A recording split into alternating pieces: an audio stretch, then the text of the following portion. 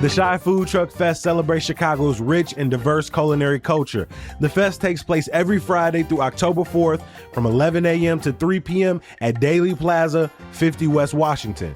Escape the ordinary lunch and enjoy local food favorites with the lakefront breeze against the backdrop of a Chicago landmark, the Chicago Picasso sculpture. The Shy Food Truck Fest is hosted by the City of Chicago Department of Business Affairs and Consumer Protection. For more information, visit chicago.gov/Food Truck Fest. Now, I know because you listen to this show, you love Chicago. In fact, you probably know your community very well. Maybe you're involved in a block club or some other neighborhood organization because you're passionate about the place you live. Well, you might be able to turn that passion into a profession, helping others find neighborhoods that they love with a career in real estate. When you earn your license with Realtors Real Estate School, you'll have access to a community of real estate professionals who can offer guidance and mentorship. Learn how you can get started this summer. Visit realtorsrealestateschool.com/begin. Make sure you stick around after the roundup for a conversation sponsored by the Department of Cultural Affairs and Special Events about the upcoming World Music Festival. Today on CityCast Chicago, the city stares down a $1 billion budget gap. Yes, billion with a B. A new Save-A-Lot open on the west side, but that doesn't tell the full story. And you can see Chicago rap legend Twista in Chicago this weekend for free. Stick around until the end to find out where. Joining me to break it all down, WTTW's Heather Sharon and Sun-Times' Mariah Rush. It's Friday, September 13th. I'm Jacoby Cochran, and this is what Chicago's talking about.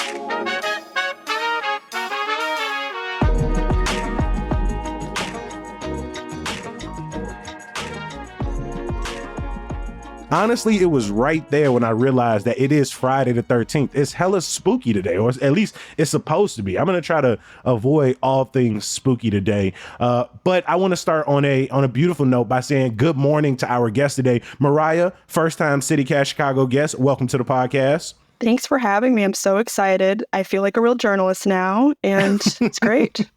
No, we are excited to have you here, talk about the stories you have been following. Heather, welcome back to the podcast for the, 17th, 18th time.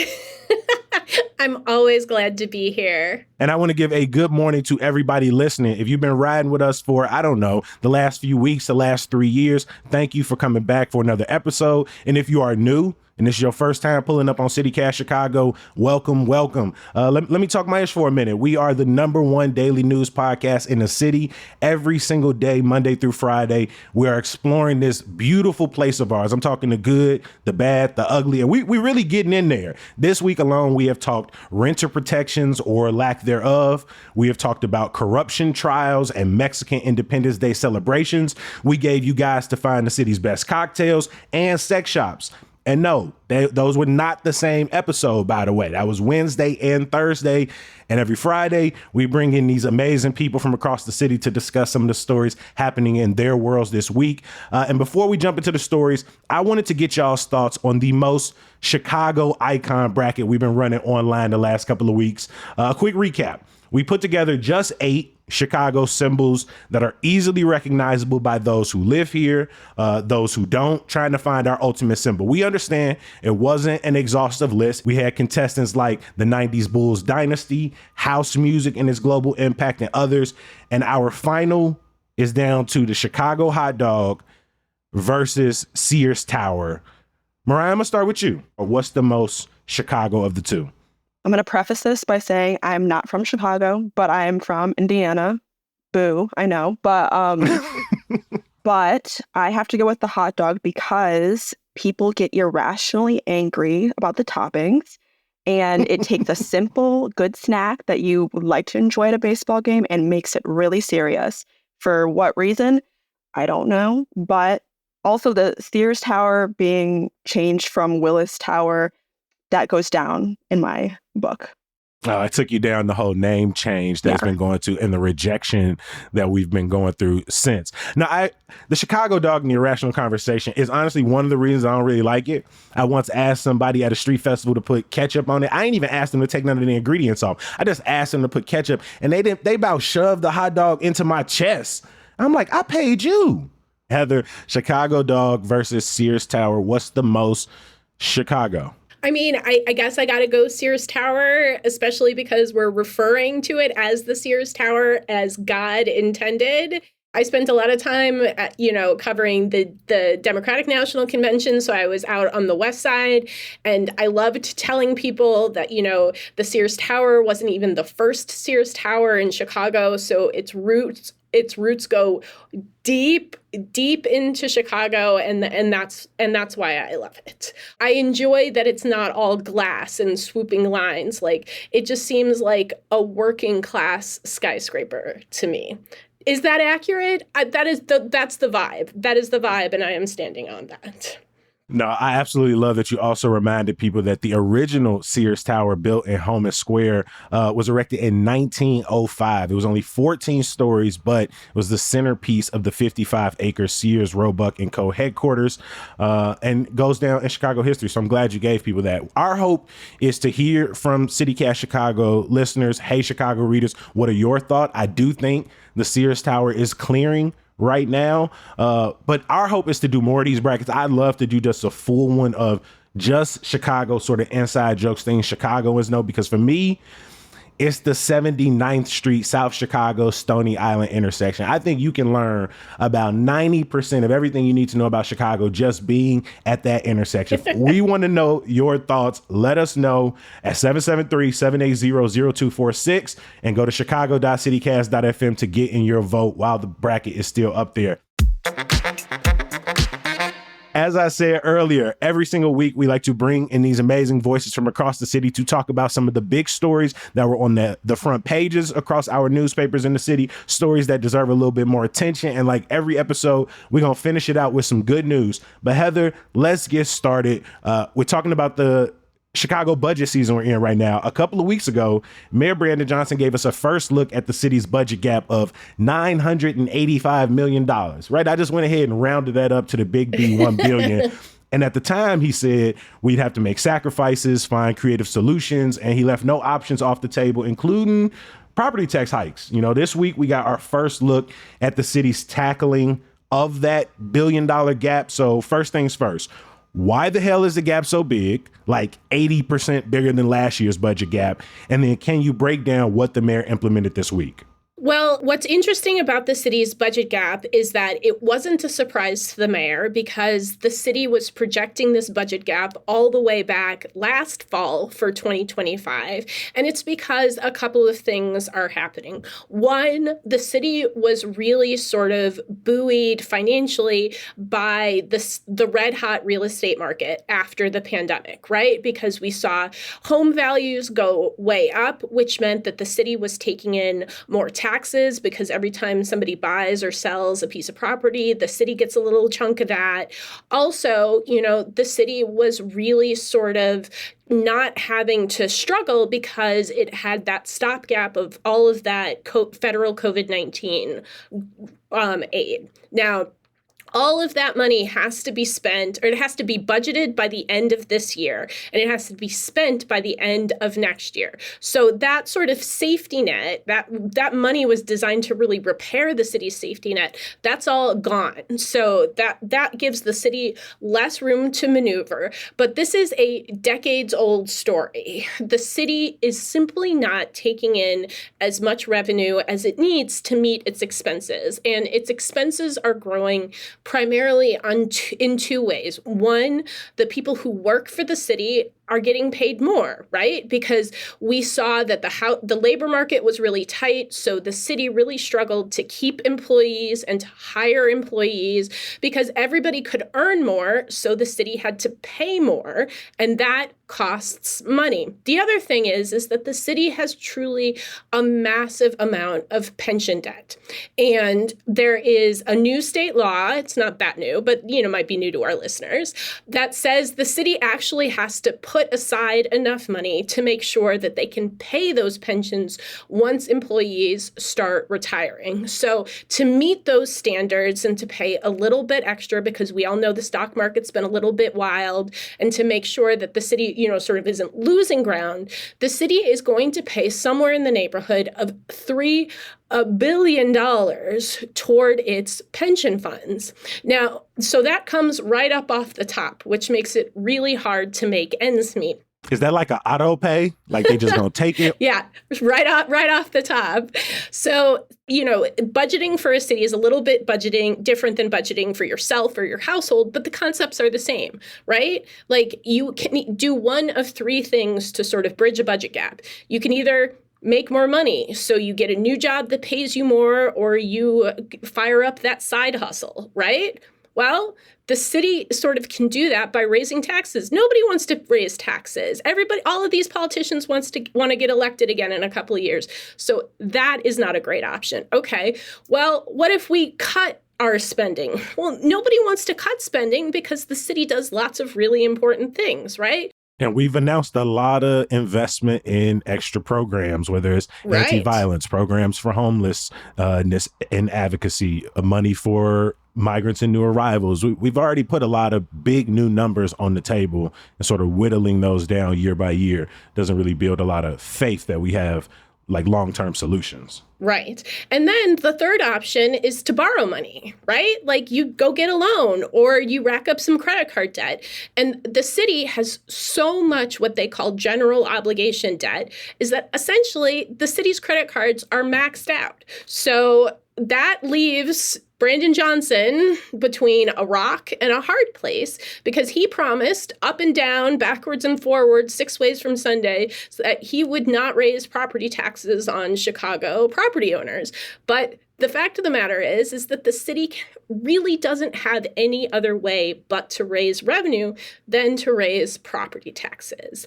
So now there are limited options for the city, even though this is not a new financial crisis. We all know this. Like if you are, struggling a little bit one month, you can try to make it up the next month. But if you keep sort of digging into that hole month after month, eventually you got to start paying those bills. Yeah, the foundational problem still exists. And we've been able to, like you say, make it year over year with whether it's creative accounting tricks, influxes of relief money. We're not getting more of that. What was announced earlier this week? So the mayor imposed a hiring freeze outside of the Chicago Police Department and the Chicago Fire Department. Meaning they're exempt? Right. Okay. So the police and the fire departments will still continue to hire new employees. However, it is really complicated to become a Chicago police officer, as it should be. You get a gun, you get a badge, that should be a process, right? And it's the same thing with the fire department. So there were never going to be a huge amount of savings by imposing a hiring freeze on those two departments. But we're talking about other city departments like streets and sand, the health department, all of that, along with cuts to discretionary spending and overtime, is probably going to save the city about $100 million by the end of this year.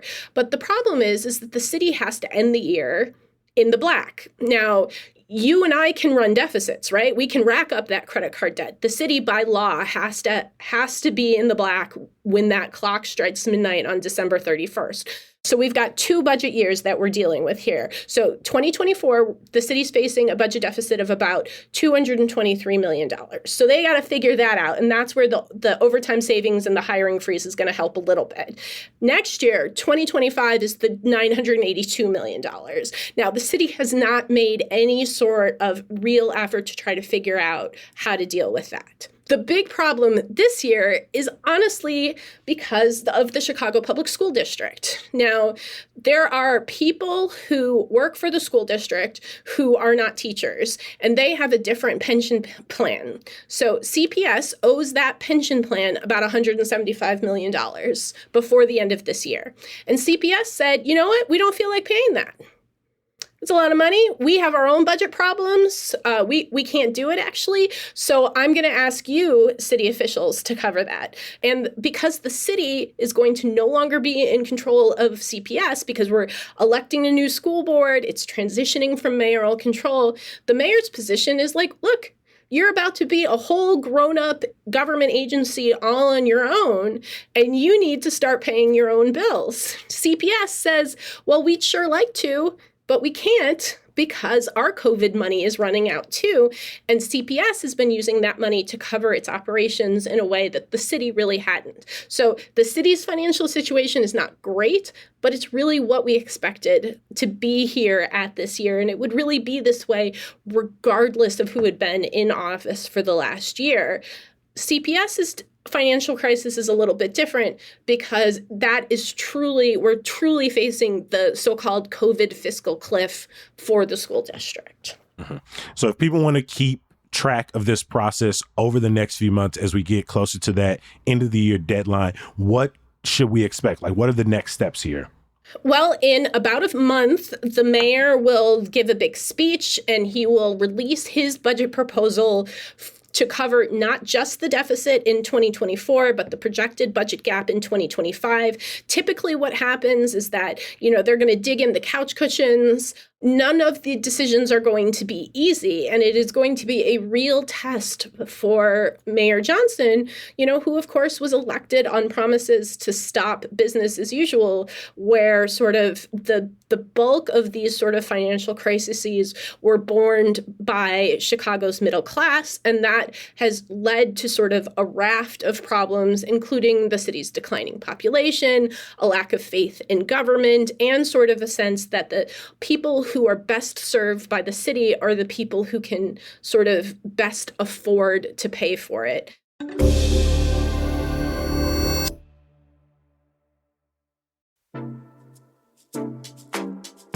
With the election less than 2 months away, now is the perfect time to make your plan if you're voting. You want to vote by mail, vote early, or you just want to know where your polling place will be on election day? Head to chicagoelections.gov to get started. But since you're a CityCast listener, you're probably thinking, Kobe, I already know that. Well, how about this? You could take it a step further by serving as an election judge in your community to help run a smooth and accessible election day on November 5th. Now, you must be a U.S. citizen and a registered voter in Cook County, but you can earn anywhere from $170 to $230 for your service. And if you speak Spanish, Hindi, Polish, Korean, Tagalog, or a Chinese dialect, the Chicago Board of Elections definitely needs your help. So head to pollworker.chicagoelections.gov to learn more and apply. You ever been interested in clear aligners like Invisalign, but you're worried about the cost or whether it fits into your busy lifestyle? Well, with Aligner Experts, you don't have to compromise on your smile. As orthodontists, they've had the privilege of witnessing the remarkable transformations of patients' smiles, which often can translate into a boost in their confidence. Aligner Experts is redefining convenient and accessible clear aligner solutions. With customizable treatments, transparent pricing, cutting-edge 3D scanners, and remote monitoring technology, you could transform your smile through the convenience of your own schedule. Stop in at their West Loop, Old Town, or Lakeview clinic today for your complimentary smile assessment. Aligner Experts, your destination for advanced clear aligner solutions. Mariah, let's move on to another story that I saw this week. I saw a headline that said, Trump Tower ruled as a nuisance. I'm going to be real with you. I assumed it was about that gaudy and unnecessary Trump nameplate that has been annoying Chicagoans for a decade now. But as I dug deeper and read more, the story got a lot more interesting and had a lot more to do with protecting aquatic life in the Chicago River. Mariah, can you catch us up on this judge's ruling? Yeah, of course. Lawyers have said that the Trump Tower has violated Environmental Protection Acts and different laws and permits that they were supposed to have. They just didn't renew by pulling in 20 million gallons of water every day and releasing it back into the river at a much higher temperature than it was before in order to operate the Trump Tower's air conditioning and ventilation. So they say that the building owners have been releasing the water into the river without their National Pollutant Discharge Elimination System permit, which, mouthful, but is required under federal law.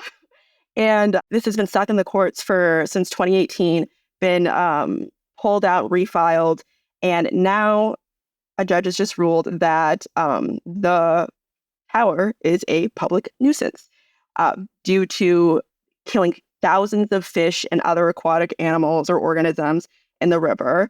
And one of the people who represents the Chicago River Sierra Club and Friends of the Chicago River says that Trump Tower litigated this case by pretending the rules don't exist or that basic facts aren't what they obviously are, which is a fun little quote, but feels timely. It's his tried and true strategy in everything, his business dealings, his real estate dealings, his campaigns. That's his strategy. Ain't no facts, ignore the rules, say how I see it. Then the guy also said the court's ruling forces them to live in reality and comply with the law like everyone else, kind of mirroring his trials elsewhere, that sentencing's been delayed till after the election for his other cases. And this may not directly involve Trump, but it does his Trump Tower, his business, and still kind of interesting. I mean, one thing we've seen with a lot of those other stories is throughout his infamous career, he's been able to delay or simply evade consequences, measures to be held accountable. And even now, when we talk about environmental justice issues, especially in the court system, like getting companies to be compliant, getting bad actors to get to take the necessary steps to be in full compliance. I mean, they take a long time. The problem for the river has been going on, throughout the building's lifespan. Do we have a sense of if now is a time in which we'll see them brought into full compliance, that it'll be more than just ticky-tack fines and sort of dragging their name through the public media shame? Yeah, I'm not sure. There's going to be civil penalties and injunctive relief fined for them. And I think that's going to be set at a later date. Every week, we also make sure we discuss stories that may not have gotten the amount of front page coverage they deserve. Obviously, Trump Tower nuisance, $1 billion budget gap. These are huge headlines, but there are all types of stories happening across the city every single week. And so, Heather, this week, Marcel Brown was back in the news. 6 years ago, Brown was released from prison after his conviction on a first-degree murder for the 2008 killing of Paris Jackson was ultimately overturned. His attorney successfully showcased that Brown was coerced into a false confession after over 35 hours of unconstitutional interrogation by the Chicago police, a story as old as our city. Heather, we've seen these stories time and time again, and after a case is overturned, typically another lengthy trial takes place and big dollar amount settlements come out. I mean, you've been following how much the city of Chicago has spent in these settlements, in these cases. And now we're back setting yet another record. Can you catch us up? Well, I think this is a really interesting case for a lot of different reasons. One, the vast majority of these kind of lawsuits that allege misconduct has led to a wrongful conviction are settled by the city council. And I'm not privy to those discussions. I sure would like to be, but, attorney-client privilege is apparently a thing. And I think there are lots of questions about, well, why didn't this case settled? Because it is a huge verdict, and it is almost more than twice as much as the last time the city settled a case involving a wrongful conviction in which the man spent decades in prison. And I'm certainly not sort of saying, oh, well, he only spent a decade in prison, that's not much. There's no doubt that the course of this man's life was forever altered by documented and sort of court-ratified police misconduct.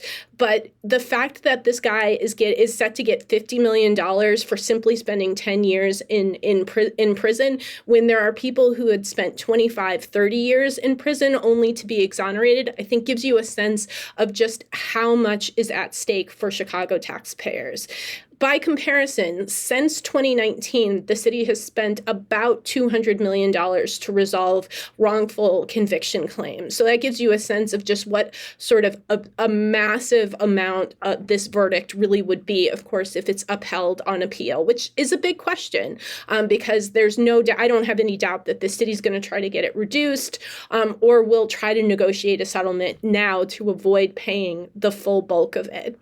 I mean, it's wild to think that the city has to budget in settlements for wrongful convictions as it relates to cases of police torture, police coercion.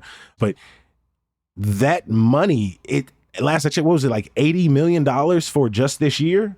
So every year, the city sets aside $82 million to pay to resolve all of these police misconduct cases. And that money comes right out of city taxpayer dollars. Like does not come from the police budget. It does not come from the police officers themselves, and it does not come from their pensions. Speaking of social media, I put this story on Twitter and Blue Sky, and everybody said, well, the officers should have to pay it, right? They're the ones who did the misconduct. Why does the city have to pay it? Well, the city agrees in its contract with its police officer union to basically defend these officers and to cover these verdicts. So it would take a big change for that to change. And, so if this verdict is upheld, it means this one case would account for 60% of the city's annual budget to resolve misconduct settlements.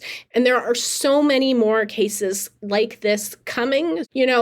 I sort of, struggle as a human to write these stories because it's enraging to think about the damage done to these people's lives, the damage to their families' lives, and sort of how this has contributed to the lack of trust Chicagoans, particularly Black and Latino Chicagoans, have in the police department, and sort of the lack of the city's sort of ability or interest in sort of addressing these sort of issues systemically. Because that case, the case from Marcel Brown, was from 2008. Now that was, it was a while ago, right? Every component of this is infuriating, from the systemic nature of this torture, this unconstitutional interrogating, these wrongful convictions, but also the timeline we're talking about. So many of these stories are cases not only from the last 2 decades, but 3 and 4, which means like we're already entrenched in a cycle in which we're going to be seeing this for years and decades to come. I want to move into an investigation that you and your colleagues, Mariah, have been doing. Back in late 2022, early 2023, then Mayor Lori Lightfoot and the city council tapped Ohio-based grocery operator Yellow Banana to help restore faith in the Save-A-Lot brand in Chicago, a chain grocery store that, as we all know, has been cited across the city for building code violations, failed inspections, old food, disorganized stores, pests, and the list goes on and on. Well, Yellow Banana, one of Save-A-Lot's largest partners, they will receive close to $14 million to revitalize locations across the city in mostly underserved Black neighborhoods that are already living without access to fresh, healthy, low-cost foods. And while one headline reads, "Yay, new grocery store in West Garfield Park opens with, the ribbon cutting and the ceremonial speeches," but that ceremony, the joy of this reopening, don't tell the full story. Can you offer insight on how this overhaul has been going over the last couple of years with Yellow Banana? Yeah, of course. And I was at the West Garfield Park opening last week, and you're right, people were excited to get food because they had been living without it for so long, because these operators, Yellow Banana, closed their store almost a year ago when they were supposed to start renovations on these 6 stores that would bring them almost $14 million from cities to financing. But they kind of kept pushing the deadlines and timelines for when these stores were going to be open. Honestly, I think the Auburn Gresham store was supposed to be open by the end of 2022, and it is yet to be opened. That was one of the timelines they gave. Mayor Lightfoot definitely topped them as a hopeful Band-Aid to fix a huge systemic problem on the South and West sides. So meanwhile, they supposedly operated 38 stores across the country in 5 different states. Now they only operate the stores in Chicago because they've run into some serious money troubles, about $2 million in debt, over $1 million of that being active lawsuits. And that debt will include any kind of debt you can think of. Property taxes, utility bills. The vendors say they haven't paid them. They actually don't have any Coke, Pepsi, or Frito-Lay products in the store, I noticed. And those are the few of the vendors that sued them. And most of them are not, haven't responded to the lawsuits. And when I ask about what's going on with that, if they have any explanation, they say the past is in the past. And when I ask about the almost $1 million lawsuit that was filed in August, they say, we're not talking about that. All right, so help me out a little bit. I understand that they were set to get $14 million, but what were some of the stipulations? Have they been floated some of that money to do the renovations, or did they have to cover that on their own, reopen, and then they would get the money? It's basically a reimbursement situation, but for every store that they open, they will get that money, say like $1 million for this West Garfield Park store. For a couple stores, they got some federal funding that they were able to get prior to completion. Those are for the Gresham store and I think maybe South Shore store, but for 2 stores, it's like $5 million they would get. And then that's also excluding their Inglewood store that replaced the former Whole Foods, and they got $250K up front to open that, even though the store pretty much looks the same and the same. I remember when Inglewood residents were protesting as the Save-A-Lot was reopening. And in many ways, the coverage felt like it was gaslighting them. Like, hey, you should be happy that there's a store here. Hey, this is a Black-owned company that's going to revitalize. They understand the lack of access that neighborhoods like Inglewood, like West Garfield Park are dealing with. And residents, organizers kept pushing back like, we still don't trust it. We don't trust this brand. We don't trust any operator to sort of build back our confidence in Save-A-Lot. And while that was happening, the city is using their background as confidence leverage. They're saying, hey, no, hey, they operate 30 plus stores across 5 states with different regulations, different laws. They understand and have given the lip service to, they know what these neighborhoods mean. And now to basically you got this contract on the idea that, hey, look at our background. Now you got the contract and that entire background is gone. And I'm not just going to use the word shady open-ended, but some of those things are a little shady as lawsuits continue, bills go unpaid. Why should people have confidence that like any of these stores, the ones that are reopened now or slated to reopen, are going to be anything other than a slow walk back to what they've always been dealing with this brand? I wish that I had some optimism here. I will say that the Inglewood store, I did a piece last year after that Inglewood store reopened with Yellow Banana at the helm. There were at least a dozen expired milks on the shelf. And there's been continuous violations.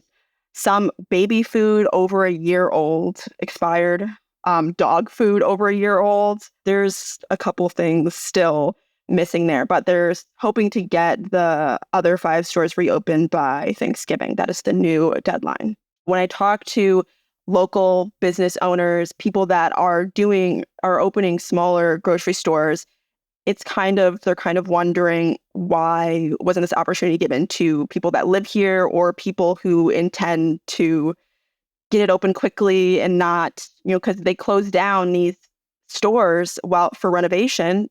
Then it's even less access than before. They don't even have the Save-A-Lots to go to. And that's why there was a line of hundreds of people, or at least 100 people outside of the West Garfield Park one waiting to go in.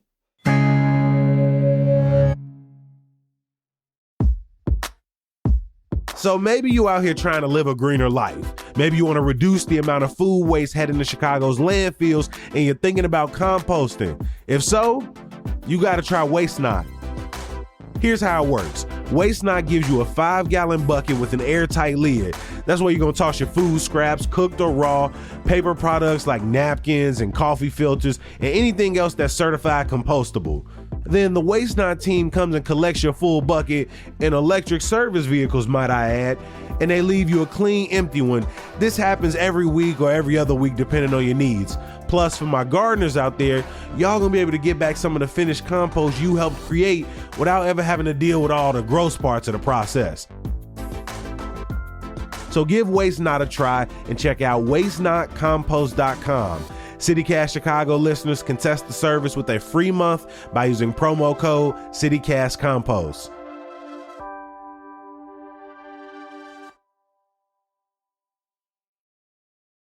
All of these stories we have covered today, we will drop links in our show notes. Again, I got to give a huge thank you to our guests today, Heather Sharon and Mariah Rush.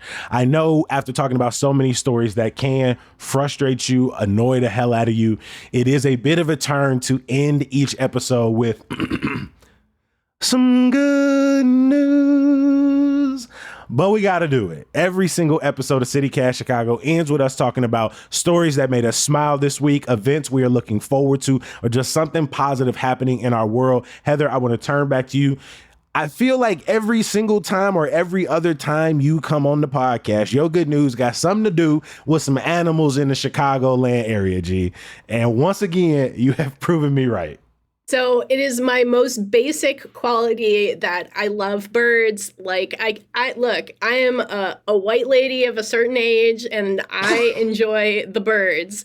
And today I just warmed the cockles of my cold, dead heart that the folks over at Brookfield Zoo are helping to restore birds known as seahecks that are native to Guam. And originally, they were thought to be extinct. The last one in the wild was seen in 1988. But the folks at Brookfield Zoo have figured out that they are, in fact, not extinct, and they are sort of leading the effort to sort of restore this species. And if you go to our website, you can find an article by my good friend and colleague, Patty Wetley, about the birds, which are so beautiful. They're like orange and blue, and they make like a crazy amount of noise. And, you know, I'm here for good news in general, but like good bird news, like that is my jam. I think it's dope that such a little bird, I mean, it comes of different colors, but I'm seeing this picture of this like bright orange, bright blue with this strong beak. To have the name Guam kingfisher or Micronesian kingfisher, and to be such a small bird, you must be a badass. Like seriously, I'm pulling up YouTube videos that I'm going to save in my playlist to watch moving forward. That's Patty doing the Lord's work out there, because you're having a rough day, you're on with some, you know, annoying people to interview, and you can just put them on mute and you can turn up that bird and you're in the forest of Guam, and it's great. We will drop that in the show notes for you as well. And thank you to Patty. Thank you to Heather for putting this on our radar. Mariah, over to you. What is your good news? Mine is not as nice as a beautiful bird. It is very simple because the week was not ideal. But I saw someone wearing a turtleneck the other day, and it warmed my heart because it's kind of like my Groundhog Day. It reminds me there's fall just around the corner, and I don't have to be sweating every day in my apartment. Like I'm sweating right now badly. Me too. And it's terrible. It's sacrilegious to my family, but I love fall, and I can't wait for a nice 70 or 65 degree weather day with some boots on, a jacket. That's good news to me. You mentioned boots, jacket, turtleneck. Is that your favorite thing about fall? The fashion? Not only the not sweating, but for me, it is break. Like I do not have a good summer closet. I am in t-shirts, shorts, maybe some pants. I don't have a really good amount of range in the summer. I don't know that many people who do, but fall, shit, I'm finna break this boy back. I ain't posted a picture since May. I ain't got no fits. Soon as October pop up, you gonna see me out here. People are gonna be scared when I break out my sweaters. They are going to realize they have nothing on me and I can rule the world. So yeah, unfortunately that is a big reason. We also want to hear from CityCast Chicago listeners. What are you looking forward to this fall? Again, let us know in the comments wherever you listen to the podcast, or reach out to us directly at 773-780-0246. Leave us a text or a voicemail, and you could hear yourself on the podcast, or at least hear us reading out your message on the podcast. One more great event I want to put on your calendar before we get out of here. I promised you up top that hip hop legend Twista is going to be performing in the city this weekend for the free. And if you made it to this part of the episode, I got you. The Inglewood Music Festival is this Saturday from noon to 7 p.m. at the baseball field on 64th and Halsted. Not only is Twister going to be there, Kelly Price, people like Heavy Crowns, a local Chicago artist who is born and bred in Inglewood. They're going to feature health and wellness screenings, school supplies, youth and senior activities, back to school programming, a resource fair, art activations, literally a ton of things are going to be popping out in Inglewood this weekend. I'm going to drop a link in the show notes for you to the festival. And again, it is completely free. They do ask you to get festival tickets, but you will click on the link and realize all you got to do is register, RSVP, but the fair is free. I am excited to get out there this weekend. I just want to give another huge thank you to our guest today. So another thank you to the Sun-Times staff reporter, Mariah Rush. Mariah, thank you. This was your first, but hopefully it will not be your last time on the podcast. Yes, I better get invited back. You will be back. You will be back. Once you in the system, you in the system. And I got to give a huge thank you to WTTW City Hall and politics reporter Heather Sharon. Heather, thank you for being back with us. Anytime you call, I answer. That's how it works. Coming up, we got a segment sponsored by the Department of Cultural Affairs and Special Events with all the tips you need to enjoy the World Music Festival. Hey, it's executive producer Simona Alicea here, and I'm talking with Carlos Cuauhtemoc Torolero, the performing arts programmer for DCASE. Carlos, welcome to CityCast. Thanks for having me. Can you remind our listeners, what is DCASE and what is your role there? The Department of Cultural Affairs and Special Events is the city's cultural arts agency. We're primarily responsible for producing large-scale events like the Taste of Chicago and Chicago Blues Festival, as well as disseminating grants to individual artists and cultural organizations throughout the city. Yeah, and I think we have talked about a number of summer events that DCASE has put on. But today we are here because the annual World Music Festival is almost here. It's almost upon us. It's citywide, 10 days long. You know, what makes the World Music Festival really stand apart from other Chicago music festivals? I think it's primarily the model and format of the festival that is completely unique and different from the common festivals like Lollapalooza that, are great. But in terms of its presentation, it can be a little generic and formulaic like other festivals where you just drop a stage. There's a lot of music acts and there's food vendors, etc. With World Music Festival, we try to be very intentional about where we produce the shows, and we try to tailor the artistry to the venues in which they perform in. We're also mindful of it's a city event, it's free and open to the public, and we want it to be accessible to all. So we produce these events throughout the city in different neighborhoods to encourage folks to not only experience different cultures from around the world, but to experience all these great neighborhoods that we have in the city. Yeah, it's interesting because it's almost like a film festival in that way, right? Where spots like the Promontory in Hyde Park, Old Town School of Folk Music up in Lincoln Square, you get to see some of these venues, for a free show. This festival has artists from all over the world. What are some new artists that you're excited for, and where are they coming in from? So we've always made it a point to have debuts, to bring artists that haven't been able to perform in the States yet. And a good example of that is Ustad Nurbak from Pakistan. And he is a rare treat in the sense that he performs a folkloric form from Pakistan that's not regularly heard in the city and is certainly not performed in the States often. He plays an instrument called the banjo, and it's electrified. And he's a phenomenal artist that's been gaining traction throughout a variety of markets abroad. And we want to be sure to share this rare art form with our audiences and listeners. It's interesting. I think when you say world music, sometimes what comes to mind is some of these more almost like folk music kind of formats. Can you tell us a little bit more just about the mix of artists? Well, I'll acknowledge first that world music is a problematic term. World music is generally a label that emerged in the early 90s in the record label industry heyday. And it was used to mention basically everything that we can't readily palette or identify. It's almost like checking the box other. More and more you hear the word global music.